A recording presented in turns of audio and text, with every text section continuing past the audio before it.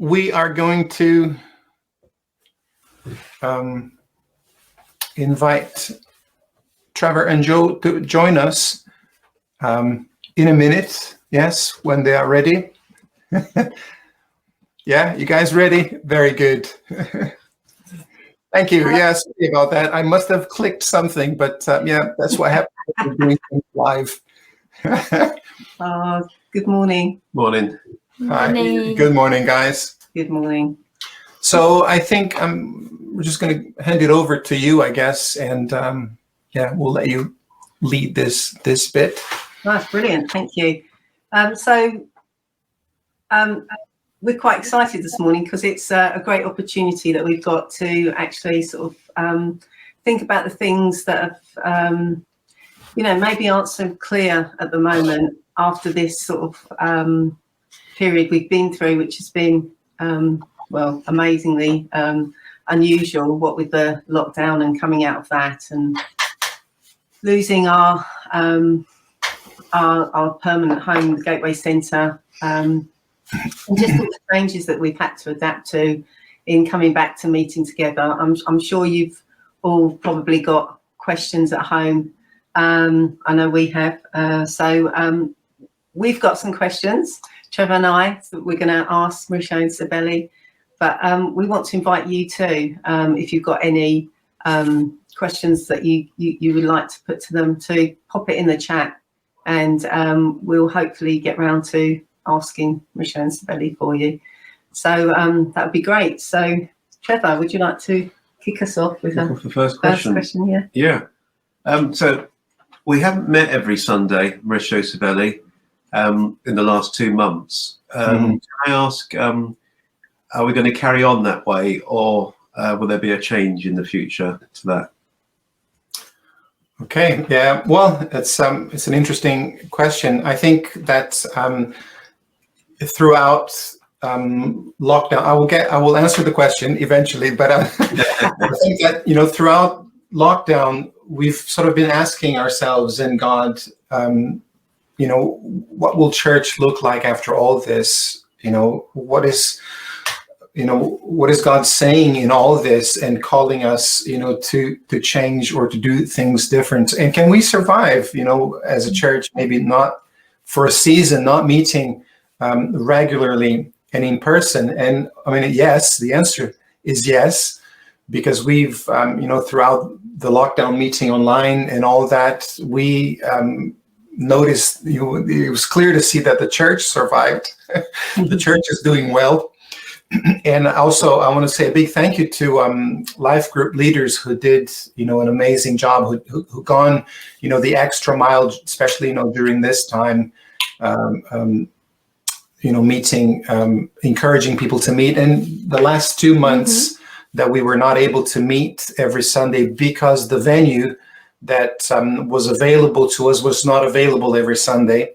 So we thought, actually, instead of turning it down straight away, we thought, I think here's an opportunity maybe to step into something different and see what will happen.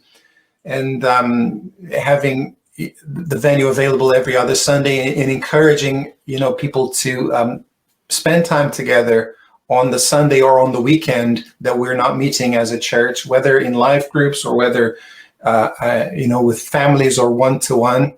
So I think it was an interesting experience, and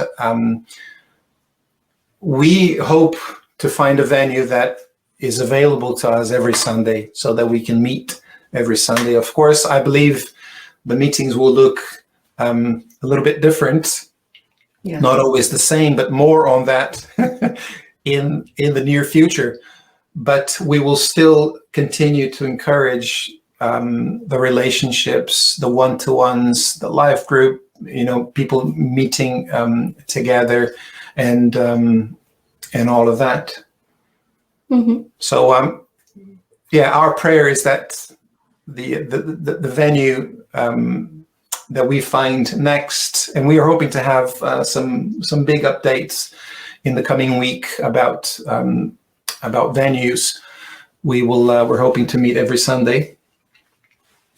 Yeah, good. So, I mean, in the meantime, will we be meeting online if there's nowhere to meet, do you think? Well, so at the moment, we're going to carry on with every other Sunday. So that means next Sunday we will not be meeting. But what we're hoping is that by the end of next week, we will have a confirmation of the venue. So although we might not meet on the 12th, Yes. Yeah. maybe the week after, which is the 19th, 12 at 7, we will then start meeting Every Sunday. Every Sunday, yes. Right. Come on, pray with us. Yes.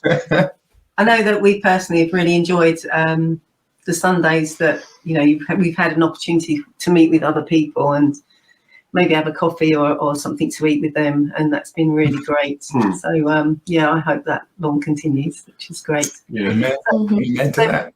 Regarding a permanent home, what's actually happening on that score? Have we been looking? You know, why haven't we got one yet? Can you guys give us a sort of more insight into that? Yeah, why haven't we got one yet, Sibele? So we've been looking everywhere. We even got some people sending us links to places even like just outside Harlow. So we have been looking everywhere. And the thing is, how funny is that? You know, when we had Gateway, we didn't have the money because we had the land. Yeah. And then we sold the land. Now we have the money, but we don't have a place to buy. So, but we truly believe that God has a place for us. You know, we've been looking for a permanent place. We've been looking for a place for us to hire just for now. But what we believe that, and we've been praying about, is that it needs to be a place where we'll serve the community and it will serve us as church and not the other way around. So let's say we just find a place for the sake of finding and buying a place. But then we need to adjust all the dreams, all the plans, or the things God has for us to adapt to that place. And we don't want to do that because it's such a big commitment. You know, we're buying a place. It's a lot of money. It's a lot of responsibility. And it's our money, isn't it? It belongs to the church. So it's not the kind of thing that, you know, okay, me and Mauricio, we really want to have this one thing. And then you all have to come along and do that with us, because we don't believe in that. It's a plan that we need to hear that from God, what we're going to do with the place. And the place needs to accommodate that, you know, the place for the church and not the church for the place. Yeah, Yes. I remember when Tom and Susie Brock were with us. I think maybe it was last time. But this, Tom said something along the lines of the building being a vessel and to serve a purpose. And although we have come across some warehouses outside of Harlow, we feel that, you know, we want to be in the heart of a community because we want to serve the community and we want the building to be used by the community. How amazing, you know, would it be to have the building being used 24/7, you know, by different people, different things happening, different projects happening, all of course kingdom centered, but you know, having this resource that is available not only to the church but also to bless the community. So, you know, this is something that has been really in our, I remember when we spoke with some friends and some parents also, not from Gateway, but when they heard that, you know, the site on Perry Road was not there anymore. We wouldn't have the after school club and all that, and how some people felt really sad about it, that you know, they really enjoyed the service, you know, that was being provided to the community and all that. So I think it's a good feeling to feel that, you know, you left the place and you were missed. And, you know, I think we want to, in the future, we want to have that same kind of feeling in the purpose in the community, you know, thinking that maybe one day if we leave this place, you know, far, many years in the future, you know, will we have, you know, cause a difference, you know, made a change in the community that we are part of. So, we need to keep pressing and praying. And we believe that God has the right place for us, the right vessel. Absolutely. Tamsin has actually asked, what places have we looked at? Do you mean like permanent places? So like not for permanent places, we looked we had a list of more than 20. Yeah, but we looked at places like, we looked at pubs, we looked at warehouses. We went to old Jehovah Witness Kingdom Hall place they had before they had one at Stapleton. That's on sale. Funny enough, we got there and guess what they had? A hole in the ceiling. It felt just like home. So that's really like a big no. Yeah. Didn't you also look at the one at Lloyd's Bank, Bush Fair? Yes. We used that. Yes, we looked at that one as well. There was one very nice. It used to be a bank as well at Old Harlow. Extremely expensive. But maybe not ideal for things that we want to do. And then some other places as well that we found online, and we are in touch with the people from the Harlow Council, so they know that we're looking for a place. They are aware of it.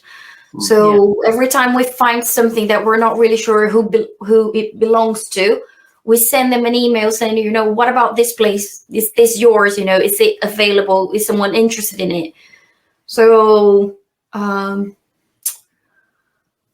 big house that used to be a vet center. The old cattery. Yeah, the old cattery. That was something else. I felt like, oh, it's such a big house. You know, they have like 2 big barns on Is it Northbrook? at the end. Yes, Northbrooks. That's Tobruk, it. is that Tobruk veterinary? Yeah. So we've been poking lots of different people. Looking everywhere. Yes. We haven't tried underground bunkers yet. Well, not yet, because we like windows. I So think it'd be good to have some natural light. Okay, well, thanks for that question, Tamsin. If anyone else has got questions, please post them in the chat. We'll try and fit them in where we can.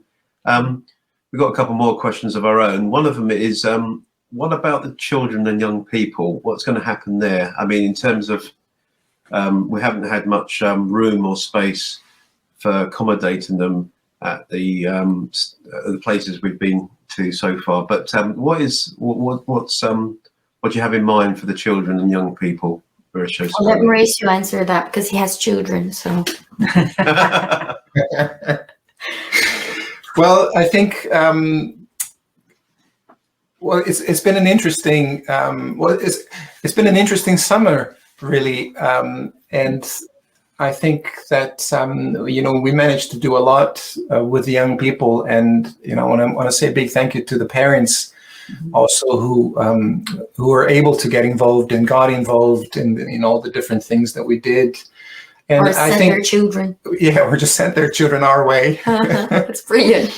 But they are the future, and I think you'd be reckless, you know, not to invest in the children and in the young people. So, but the focus. So during this summer, what we felt that we wanted to focus was to really strengthen the friendships. And to really encourage them to spend time together and see that, you know, we have nearly 20 young people from 10 to 16. And we just thought, let's get these guys together and let's, you know, let them, you know, enjoy spending time together. So we went swimming a couple times. What did we do?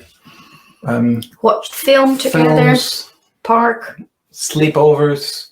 There was a lot that happened. And I think that, I mean, at least speaking with our children, when they think of going out and spend, you know, playing with friends and all that, I think before the summer, Archie's thought was, I want to have my friends from school and, let's do something together, etc. But we noticed that it has changed. The question has been, let's call so-and-so from church and let's get together, let's do this and that. So it's been really good. But I think, what we want to focus on as well is investing in the parents, because, our family is our first church and our children are our first disciples. So we can't just really invest in the children without investing in the parents. So we want to, encourage the parents to get together, to pray together, like we prayed, was it last week? Yeah. Was, offer them, training and all of that. So we want to, heavily also invest in the parents because, they play a major role in their children. And I think, if during this time sitting with other parents and just chatting about what's going on with our children, it makes us not feel alone in what we're dealing with, because other parents are going through the same. If it's not the same, it's something very, very similar. So I think once we talk about stuff, and it's so nice to know that we have parents with older children than our children, and we can learn from them, and then they say, oh, our children did that too, you could try this and this and that. That's how we dealt with that. And that's so encouraging, because once someone has been going through the same thing and they saw the other side of it, it's encouraging and it gives you hope. So the time we had praying together last week, it was brilliant. It was so powerful. We really went for it, and then people were praying, and then calling the children back to God, and declaring lots of Bible verses, and that's what we need to do as church. To encourage parents, help the children, but create really strong relationships. So when they have doubt, of who they are or how they're going to deal with things, they know where to go, because they know who's going to have the answer for what they're going through. They're not going to look outside the church, but they're going to find the right answer among, friends in the church. Yes. Yeah. Okay. That's really good. Just to say that we have Margie, I think, actually on the live stream this morning. She's put a little comment on there, not a comment, a little wave. So Margie's in, and I just wanted to acknowledge Margie, because obviously she stepped down from the children's pastor's work, and Margie's done a wonderful job over the many years at Gateway. Fantastic. And I couldn't help but think, as Margie has stepped down quite understandably from that long stint of service, I just wanted to slip in the question to you guys. Are you looking to replace the children's pastor, or what happens there? Are we not going to replace children's pastor? Are you looking for a new children's pastor? Did you want to advertise that, or just, what do you think? At the moment, we are not in a hurry to find like one person that is going to, replace Margaret, someone who will step in as the new children's pastor or a youth pastor. We want to make sure we create this environment, where the parents are involved. And when I think of course, this is a thought in process, and we're praying. But when we think about maybe a youth pastor or a children's pastor, I would like to think more of something along the lines of of a children's champion, someone or one person or a couple who is there to give the support, to encourage, to maybe organize things, but not to be dumped with all the work. It's not like we're offering a service, it's childcare. Parents come, dump your children, and hope to get them saved and delivered and sorted out in maybe 30 or 40 minutes time. But we want, the parents to remain involved and giving the support and the investment, but also, have this person or this couple, that is willing to, play this role of a champion. It could be called children's pastor or youth pastor. We don't know yet. Like I said, it's a thought in process, and we're praying. Yeah. And if we want to have the shape of what Jesus shows in the Bible, of what God taught us in the Bible, the Jewish people, they had a whole process of teaching the Word of God from like when they were babies. So they had a moment, and that was the job of the parents to do that. The father had to sit down with their children and had to teach the law, the commandments, and all of that. That was the parents' responsibility, to make sure the Word of God would be in their hearts and in their minds. They would know. So they had all these prayers and all these things they had to do.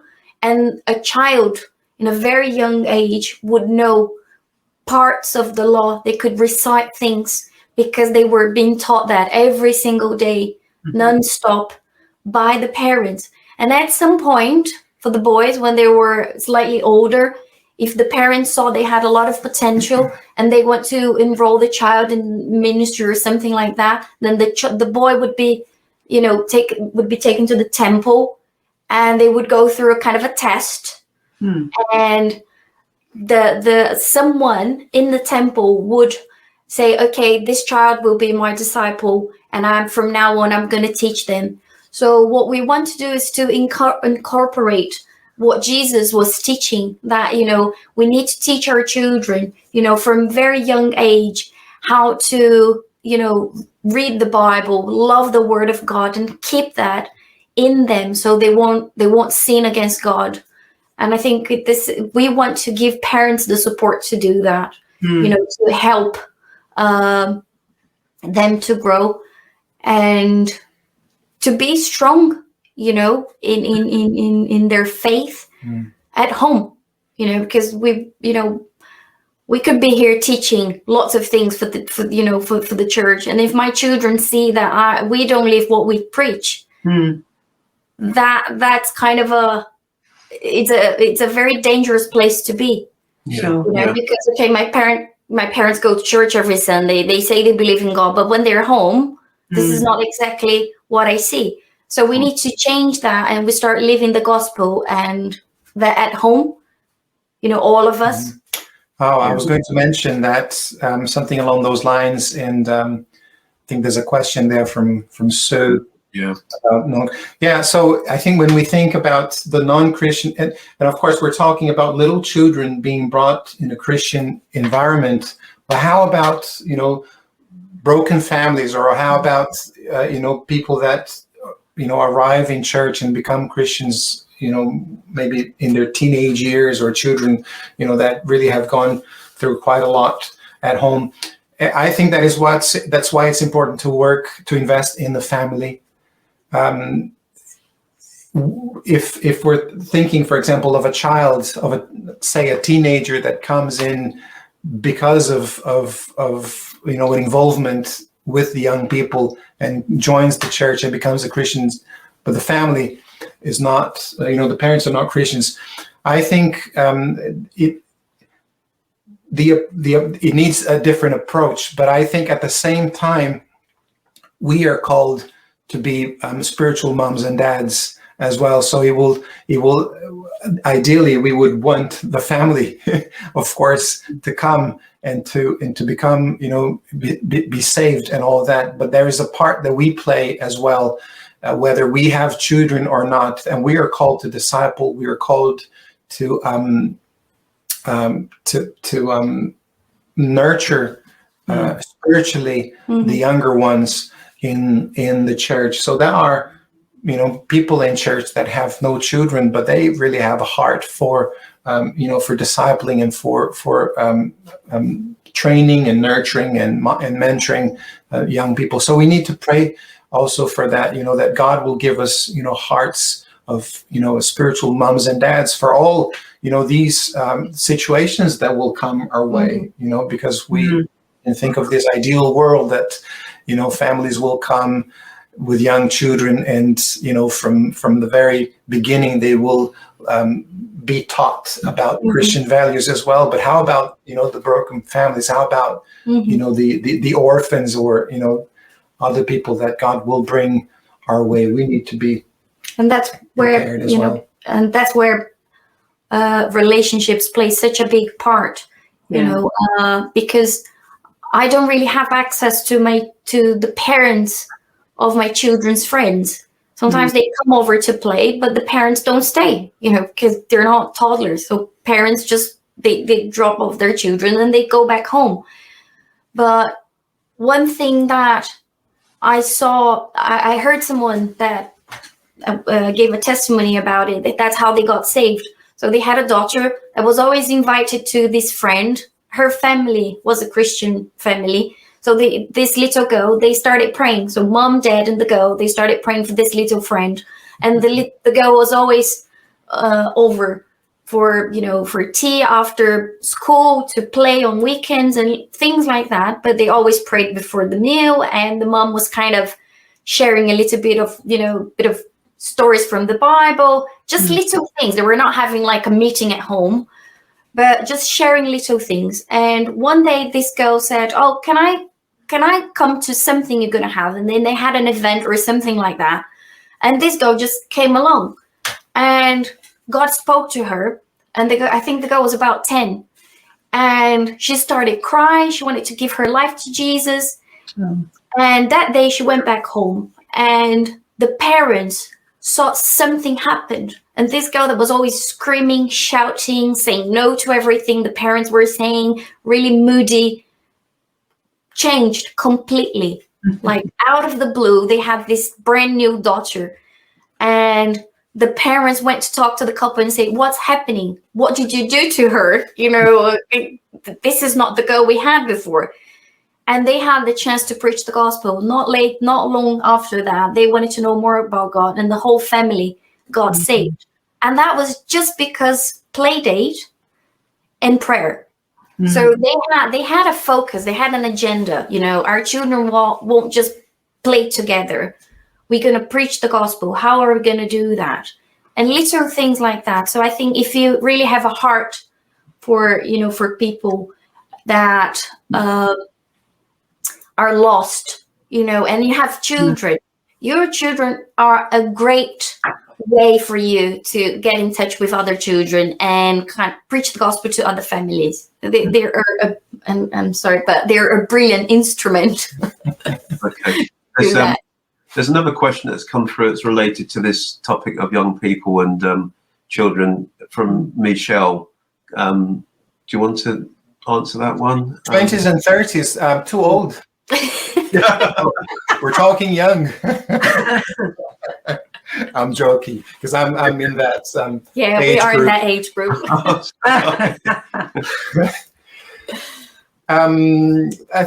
That's a good question. To be honest, that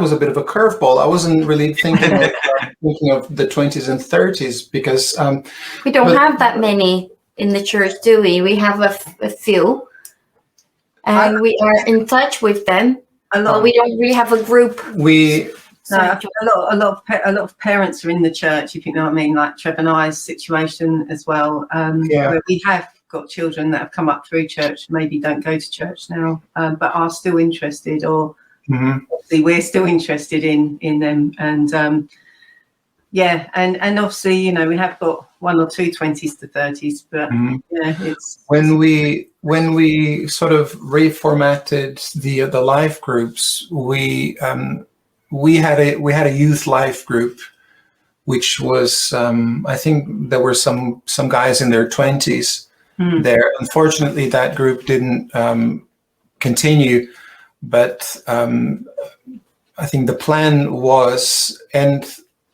I believe that still is, when we have, if we're able to have a life group that is more focused on young people, to have that kind of young adults, young adults,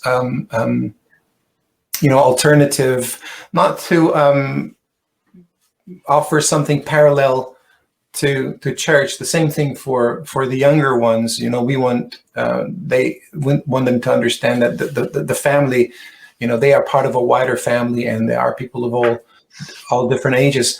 But I think but we definitely want to see them growing, being part of what we have.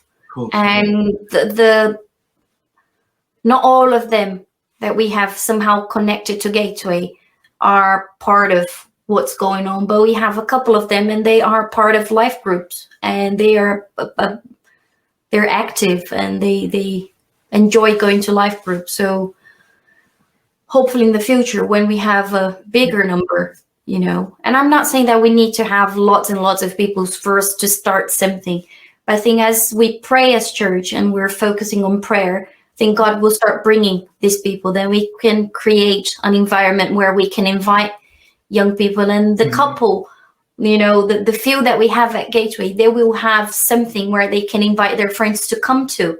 Maybe not a play date, but something else. Yeah. Okay. That's good. Yeah, thanks for answering that. That's good stuff. Can we just thanks for the question, Michelle. What was that? Thanks for the question, Michelle. Yeah, that was really. It wasn't expected. I hadn't planned for that. No, it's a work in progress indeed. Yeah. Can we just go back to the building and the practicality of the building? There's a question here from Brian. I'm going to post up. If you take a look at that, if we're going to meet every Sunday, is there anything we can do to help anyone who might feel it isn't safe for them to meet in a large group because of the COVID situation? So now that we are, if we get things in place where we meet every Sunday, and we have a place, I wouldn't say permanent, but something that we can use every Sunday till we buy our own place, then we can plan on live streaming to make sure that people at home can be part of the meeting as well. At least they can watch. And I think the first one we recorded, and that was uploaded to YouTube after. It was really nice because we had Myra. She was signing because Margaret Tuffin was there. And it was really nice because we had that on the video. So I just saw oh, how nice that is, because then people that really need, the signing, they can watch now the whole service, and there is Mara there, signing everything. So it's a whole different group of people that we can, bless as well.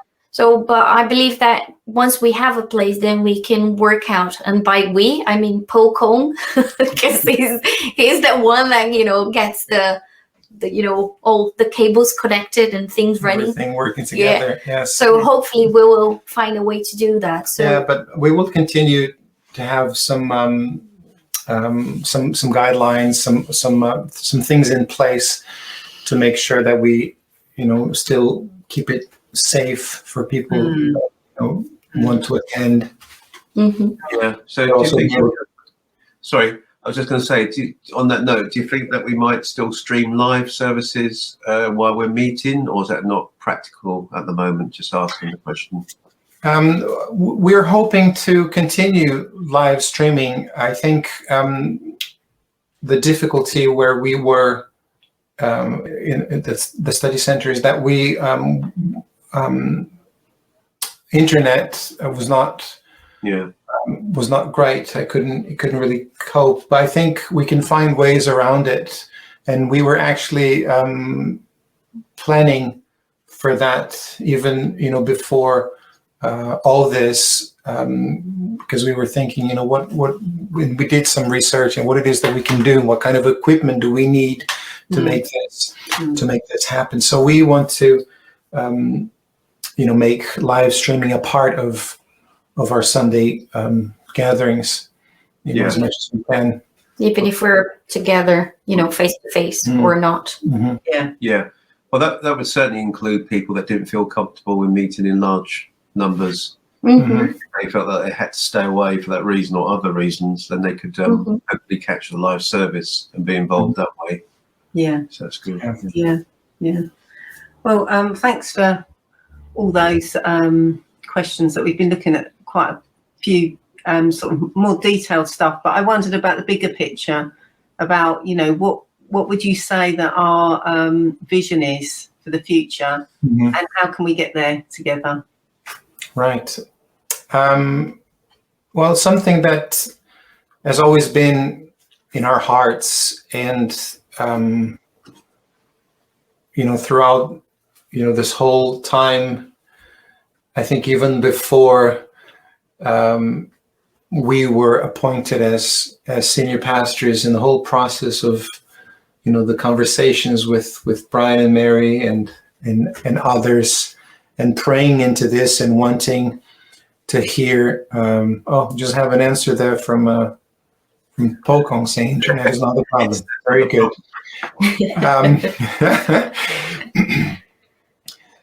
Something that has always resonated with us and really stirred us up was the lifestyle of the apostles in Acts 2, the church in Acts 2, the lifestyle of the first believers, that devotion to spending time with each other, and learning from the Bible together, having fellowship, not just spending time together for the sake of spending time, but also we know that in that word of the koinonia word, we have the financial investment in what is going on, in a sense, is committing to it and being a part of it, sharing in meals and praying together. I mean, we love that. And this is not a Brazilian thing, because even Brazilians struggle to do that. And it's not an English thing or whatever other culture, but it's a kingdom. It is a kingdom culture, and we see that happening in Acts, in the book of Acts, and it's just so amazing. And this is, I believe, is the DNA of the church, and this is what we want to invest in. And we know that on Sunday mornings are great, but we can't really have that level of connection or fellowship with people. So we are we really want to focus on what happens in between Sundays, really. On a Monday, when I have something to do, an errand to do, and I invite someone to come along to just spend time, or just have breakfast together, these things that people do on a regular basis. We all eat, we all do certain things together. Why not include others, instead of doing it alone? My father-in-law used to say that, and he still says that, I believe that, you are your worst. If you are on your own, you're in bad company. So, it's good to include others into what we do. So we want to have that lifestyle, and we want to be able to draw others into that lifestyle. And the Acts, and in the book of Acts, we read, that the believers were this community inserted within a wider, community, and they and their lifestyle, the signs and wonders and the preaching of the gospel and how they lived helped shape the outer, the community, the bigger community that they were part of. So that, this is what we want, and this is what we want to invest, our lives. So it is life groups, it is one-to-one, it's people spending time together, and we want to encourage that. And we want to have a place that will also enable that. How amazing would it be to have our own cafe where we can run alpha courses, we can run Spirit Cafe, it can be a place of encounter with each other, but also encounters with God, a place that is open for the community. I don't know. For young people to meet. Place for young people to meet. So the possibilities are endless, but I think we need to focus on what the DNA really is, because it will grow from that. And that is, Jesus-centered relationships, whether it's around the coffee table or, I don't know, barbecue place. Barbecue. Things like that. So how do we get there? That was the second part of the question, wasn't it, Joe? Yes. How do we get there? I think we need to. I think it's important to have an agenda, and the agenda must be, having relationship with each other, growing our relationship with God, and making sure that we share the gospel with other people.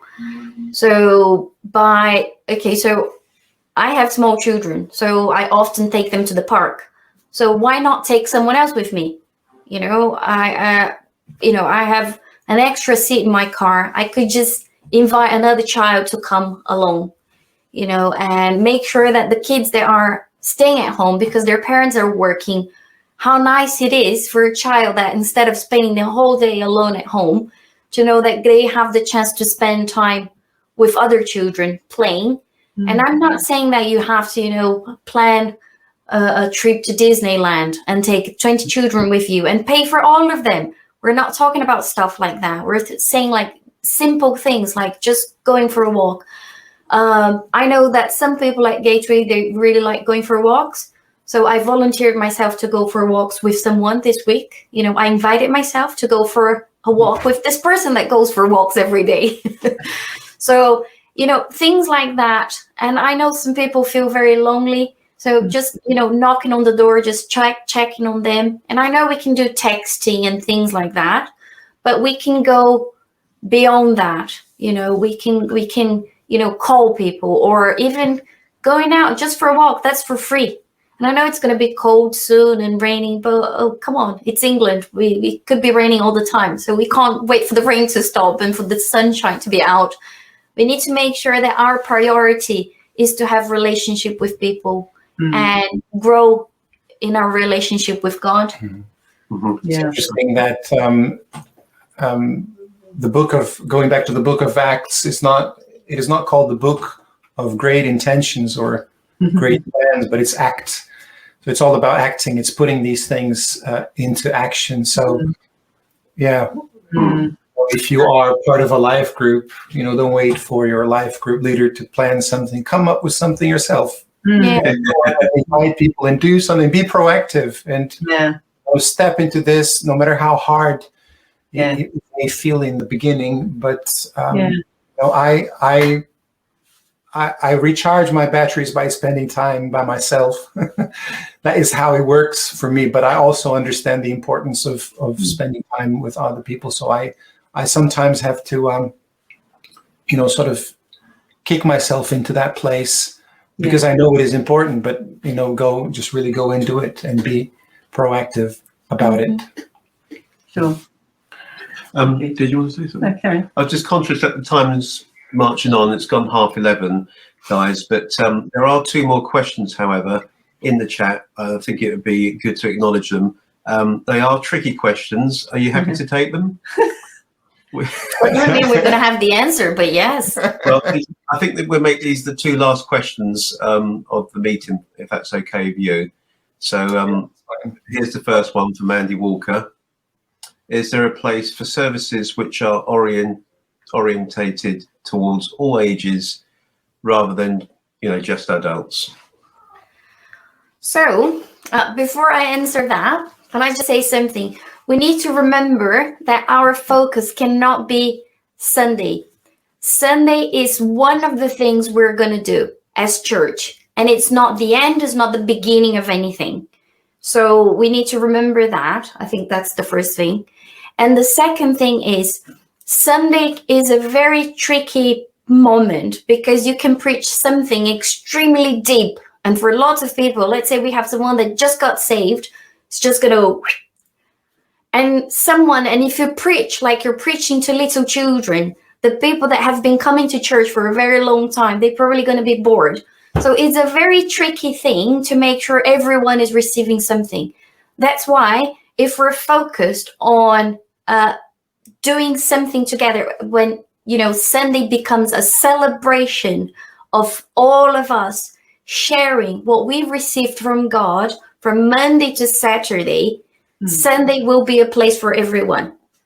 But if we go on Sunday because we need to receive something, because then on Saturday, by Saturday, what I've received last Sunday, I'll be going to be like, oh my God, I need more something from God because, oh, thank God for Sunday. Because that's your place of receiving things. That's going to be tricky because there is no place, trust me, there's no church that will make everyone happy during a Sunday service. That place doesn't exist. And if it does exist, please send me the link because I want to go there. But that doesn't exist. Trust me. They're like, fairy tales and, unicorns and things like that. So we need to remember that Sunday cannot be, and I know this can be, wow, so shocking to lots of people, but Sunday cannot be the focus of what we do as church. Sunday is a tiny part of it. And we go on Sunday and we need to express what God has been saying. If we all do that, the children expressing what they heard from God, the other people expressing, parents and grandparents and, uncles and aunties, all of us together of all ages expressing what God spoke to us, what God has been doing in us. The people that come for the first time and they don't really know how it works, they will receive. Because we're all sharing something. Yeah. So I think that needs to be our focus as, Gateway family. We all bring something on Sunday because it's a celebration. Think of a birthday party. You don't have, one person bringing a gift. It's a celebration. We all bring something. So let's think of Sunday as a bring and share, but it's spiritual. Bring and share. We all bring something. We all come with something to share with other people, and then we all going to receive. I think we caught a glimpse or a taste of that when we couldn't sing together, and we had sort of spoken worship, and it was really lovely to actually have all that contribution from the floor. And it'd be great if that extended to the children, and the children feel as part of that as the adults. It'd be really lovely. Yeah. Do you want to ask Bridget? Yeah, so we've got the last question here, which is from Bridget, and says, when we resume face-to-face meeting, are there plans to involve the children, i.e. Sunday school? Have a separate something parallel happening, I guess, for the children. I guess that's what it means. Yeah. Yeah.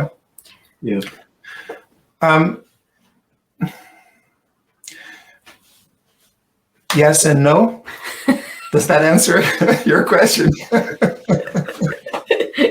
Well, we understand the importance of investing in the young people, of course, in the children.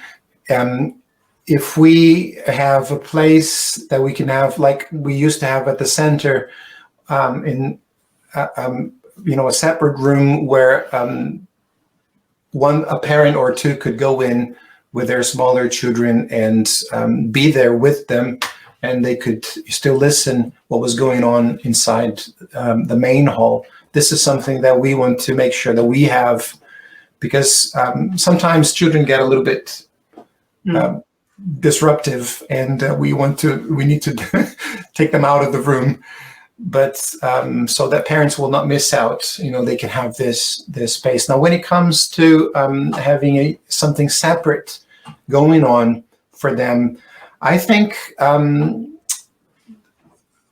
it's a good thing to have, but I think it would really depend on the format of our Sunday mornings, because something that we want to do as well, like Sibele was talking about, the bring and share, is that, why not have a Sunday morning where we can just really, get together and just have a big breakfast together and have some time of worship and I don't need to send my children away for that, because I'm enjoying that. They can be very much part of what is going on. And so I think it really depends on what we're planning to do. But of course, having a parallel thing focused on the young people, on children on a Sunday morning, we need to have people really who would run that. So in a place, and of course in a place. Mm. And we're praying. Of course, I mean we're hoping to have a place with many rooms for all sorts of things to happen. But we don't want to create the habit or the mindset that children, they have to be given this parallel thing happening because they don't belong in the in the main event, let's say. Or even the main event is so boring that my parents had to take me to this other area. Otherwise I would be so bored, and it doesn't really work like that, does it? Because like God is not boring at all. So yeah.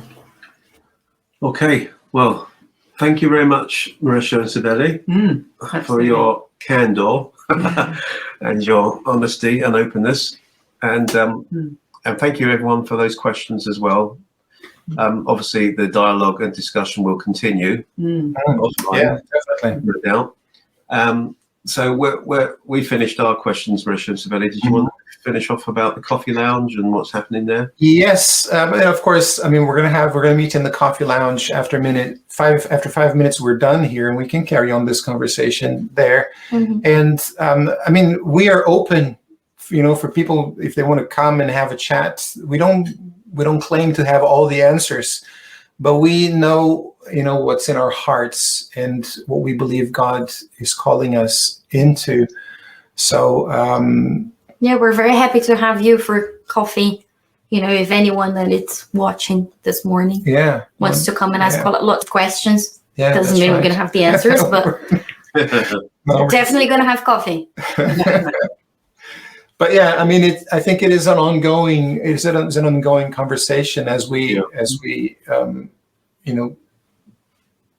step into what's next. We find out, okay, we have all of these possibilities, and it's venturing into those and really hearing from God, what to do with all that is available to us. Yeah. And we want to just leave people with a question. Oh, right. We have a question now.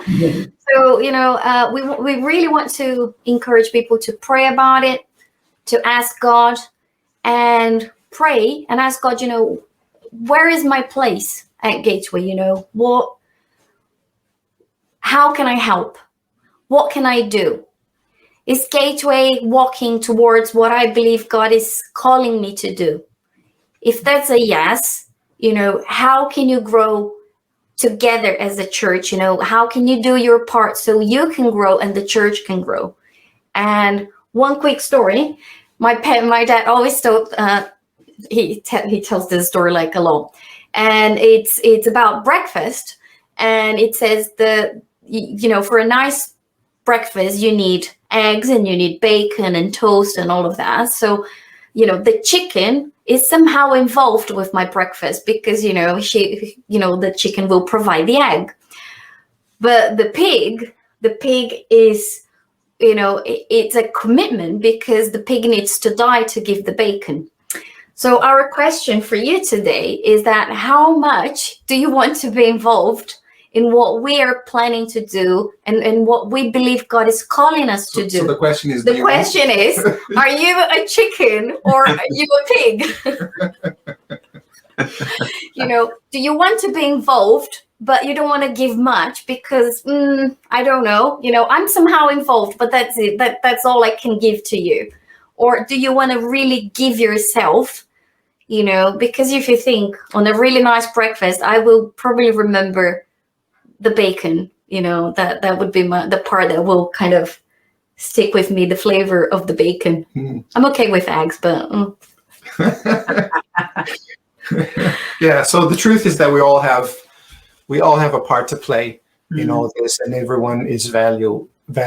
And but yeah, it requires involvement. It requires commitment. If we want to see things happen, that means, springing into action and doing something about it. Yeah. And it's not buying into our vision, but it's really investing in the kingdom, into what God has for us. Yeah. Hey, that's I think right. that's it. So you don't have to answer the question now, but think about it. In this amazing breakfast, are you the pig or the chicken? Well, thank you, Trevor and Joe. I don't know if you have any other comments or anything else. Are you going to say something about Google Meet, the coffee lounge, after this meeting? Yes, I sent a couple messages in the WhatsApp group. So we are slowly walking away from Zoom and beginning to use Google more.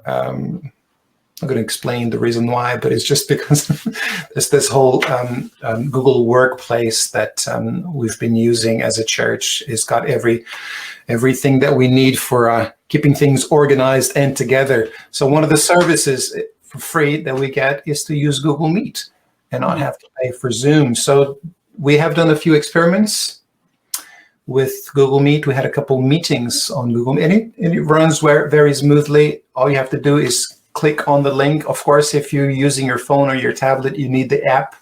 It will prompt you to download the app. But yeah, it's very, very straightforward. So we can continue this conversation maybe, or talk about all sorts of different stuff, all sorts of different things later on in the coffee lounge.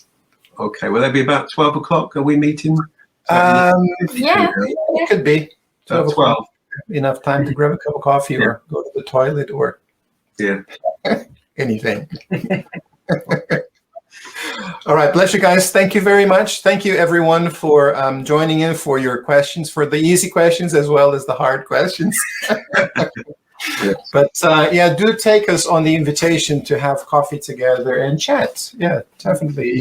I believe there might be things in your heart that we could really take on board and will be really valuable for the future of the church. Excellent. All right. So we will see you all. Well, hopefully we'll see you all later on in the coffee lounge. Bye-bye. Bye.